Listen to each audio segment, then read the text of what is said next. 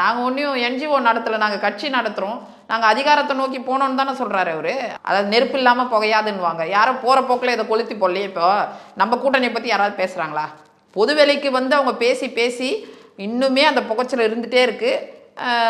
தாவேக்காவை காமிச்சு இங்கே பேரம் பேசுகிறாங்க, இங்கத்தை காமிச்சு தாவேக்கா கூட தாவேக்கா ரெடியாக இருக்குது உங்களுக்கு கொடுக்கறதுக்கு, ஆட்சி அதிகாரத்தில் பங்கு தரேன்றாங்க, சீட்டும் அதிகமான சீட்டு தருன்னும் போது அப்போ என்ன பண்ணும்? இதை வந்து பலாபலன் அனுபவிக்கிற செல்வ பெருந்தகையோ இல்லை அவரை சுற்றி இருக்க 4 பேரோ திமுக கூட இருக்கணும்னு நினச்சா, அப்போ காலகாலமாக உங்களுக்கு போஸ்டர் ஒட்டுறவங்க, பேனர் வைக்கிறவங்க, வீட்டில் இருக்க நகையை கொண்டு போய் அடகு வச்சு இன்றைக்கி வந்து ஆட்சி அதிகாரத்து வருவோம், நமக்கு ஒரு வாய்ப்பு கிடைக்கும், கவுன்சிலர் கிடைக்கும், சேர்மன் கிடைக்கும்னு நினச்சிட்டு இருக்கவங்களுக்குலாம் என்ன தந்தீங்க? திமுக வந்து இப்போ என்ன சொல்கிறேன்னா முழுமையான ஒரு சுயநலமான ஒரு கட்சின்னு சொல்லலாம்ப்பா. நீங்கள் விட்டு கொடுங்கன்றாங்க. அந்த குழுவில் இருக்கிறவங்களாம் நம்ம ஜெயிக்கணும், விட்டு கொடுங்கன்னா மக்கள் விட்டு கொடுக்கணுமா, தோழமை கட்சிகள் விட்டு கொடுக்கணுமா? ஆனால் இவங்க விட்டு கொடுக்க மாட்டாங்களா? ஏன் நீங்கள் விட்டு கொடுங்க காங்கிரஸுக்கு.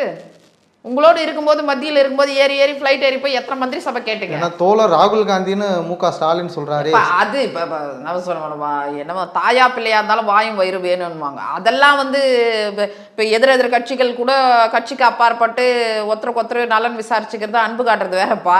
அதிகாரம்னு வரும்போது காங்கிரஸ் ஒரு கட்சி, இவங்க ஒரு கட்சி. இப்போ நீங்கள் விட்டே தரமாட்டீங்க, ஆனால் அவங்க விட்டு தந்துட்டே இருக்கணும்னு அவங்க முதுகில் சவாரி செஞ்சுட்டு இருந்தால் என்ன அர்த்தம்?